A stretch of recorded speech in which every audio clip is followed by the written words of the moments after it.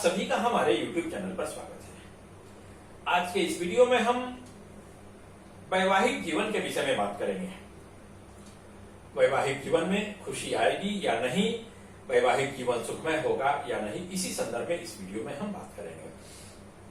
एक पति पत्नी की कुंडली दी जा रही है।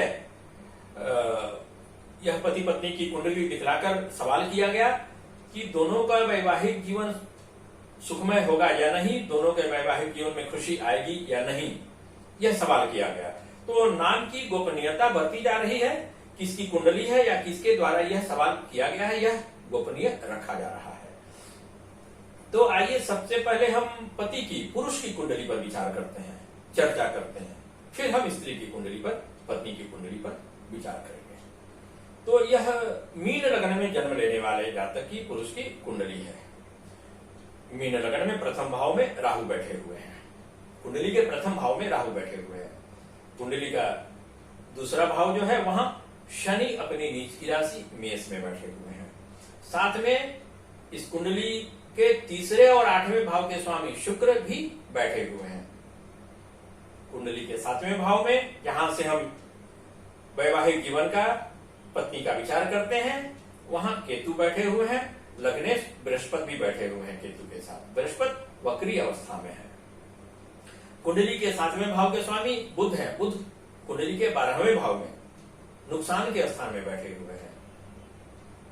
साथ में छठे भाव के स्वामी सूर्य भी बैठे हुए हैं।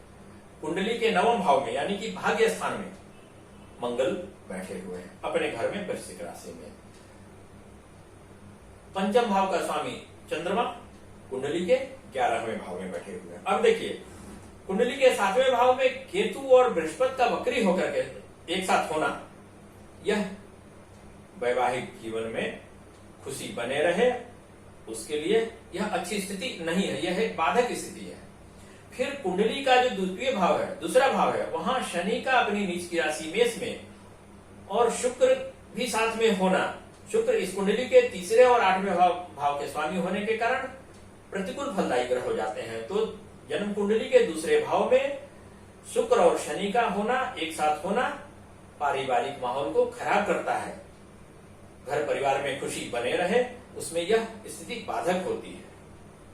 फिर कुंडली के 7वें भाव का स्वामी बुध जन्म कुंडली के 12वें भाव में बैठे हुए, साथ में छठे भाव के स्वामी, शत्रु स्थान के स्वामी सूर्य भी बैठे हुए हैं। यह वैवाहिक जीवन में खुशी बने रहे उसके लिए यह बाधक स्थिति होती है।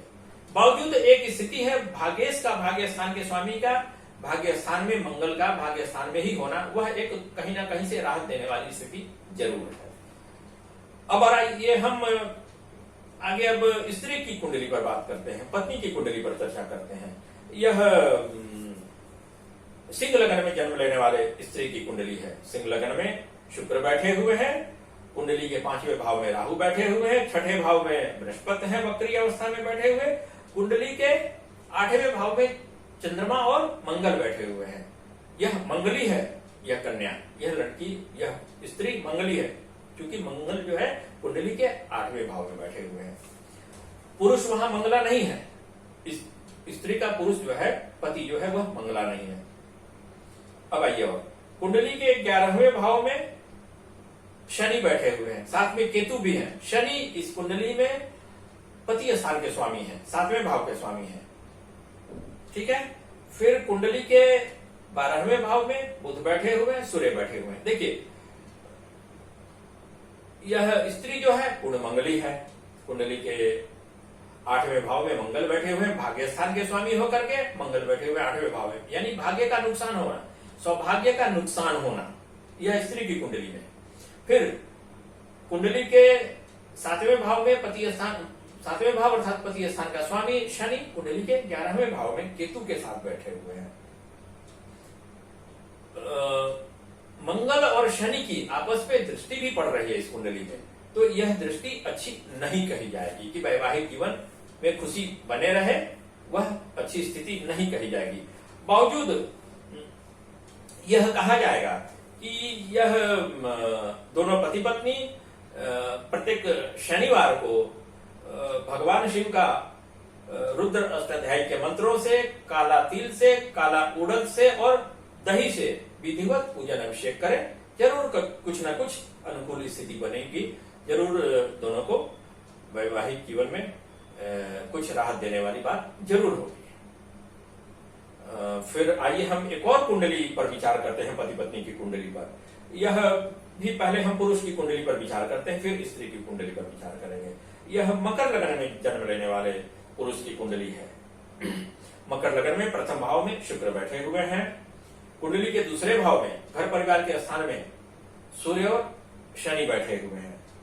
तीसरे भाव में मंगल बैठे हुए हैं, बुध बैठे हुए हैं। पांचवा भाव जो है वहां राहु और बृहस्पति बैठे हुए हैं। कुंडली के 8वें भाव में चंद्रमा बैठे हुए हैं।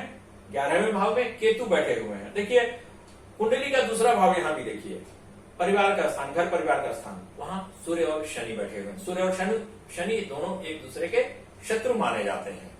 दोनों का कुंडली के दूसरे भाव में, द्वितीय भाव में होना पारिवारिक माहौल को खराब करता है। घर परिवार में खुशी बने रहे, इसके लिए यह अच्छी स्थिति नहीं कही जाएगी। फिर आइए अब हम स्त्री की कुंडली पर विचार करते हैं। यह स्त्री की कुंडली है, वृष लग्न में जन्म लेने वाली स्त्री की कुंडली है। वृष लग्न में ही सूर्य और बुध बैठे हुए हैं। कुंडली के 5वें भाव में बृहस्पति और केतु बैठे हुए हैं। 6ठे भाव में चंद्रमा बैठे हुए हैं। कुंडली के 7वें भाव में, जहां से हम लोग विवाह का, वैवाहिक सुख का, पति का विचार करते हैं, वहां मंगल बैठे हुए, मंगल वक्री हैं। कुंडली के 11वें भाव में राहु बैठे हुए हैं। 12वें भाव में शुक्र और शनि बैठे हुए हैं। अब देखिए शनि जो है इस कुंडली में, शनि इस कुंडली का भाग्य स्थान का स्वामी है। भाग्येश होकर के शनि कुंडली के 12वें भाव में अपनी नीच की राशि में नुकसान के स्थान में बैठे हुए हैं। तो भाग्य का नुकसान होना, सौभाग्य का नुकसान होना स्त्रियों के लिए। फिर कुंडली के 7वें भाव में मंगल बैठे हुए। मंगल वृष लग्न वालों के लिए मारक ग्रह हो जाते हैं, क्योंकि वह 7वें और 12वें भाव के स्वामी होते हैं। तो मार्केश ग्रह मंगल का कुंडली के 7वें भाव में अपने घर में वक्री होकर के बैठना पूर्ण मंगली बनाता है, और यह वैवाहिक जीवन में खुशी बने रहे उसमें बाधक होता है। वैवाहिक जीवन में अनबन की स्थिति बनी रहती है। बावजूद अब आइए हम ग्रह दोष निवारण पर बात करते हैं। तो पहले पुरुष की कुंडली का ग्रह दोष निवारण की बात करते हैं। तो पुरुष की कुंडली के दूसरे भाव में सूर्य और शनि एक साथ बैठे हुए हैं। यह एक दोष है। वह मकर लगन में जन्म लेने वाले जातक की कुंडली है। तो यहाँ आप जातक को नित्य भगवान सूर्य को अर्घ देना चाहिए और सूर्याष्टक मंत्र का पाठ आपको नित्य करना चाहिए। फिर आइए अब हम स्त्री की कुंडली का ग्रह दोष निवारण की बात करते हैं, क्या होना चाहिए। तो स्त्री की कुंडली में ग्रह दोष निवारण के रूप में नित्य अर्गला स्तोत्र का पाठ आपको करना चाहिए।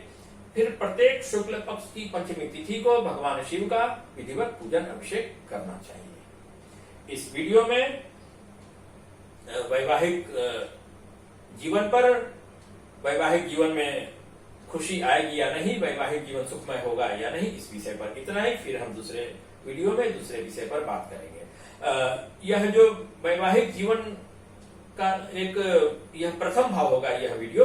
फिर इस तरह का हमारा और भी वीडियो आते जाएगा, प्रथम भाव, द्वितीय भाव, इस तरह के कई एक चार्ट की हम लोग चर्चा करेंगे। वैवाहिक जीवन में खुशी आएगी या नहीं, या तालमेल बना रहेगा या नहीं, या अगर कुछ सुधार की उम्मीद है, गुंजाइश है, तो उसका ग्रह दोष निवारण क्या होना चाहिए। इस तरह का वीडियो हमारा और भी आता रहेगा। जी धन्यवाद।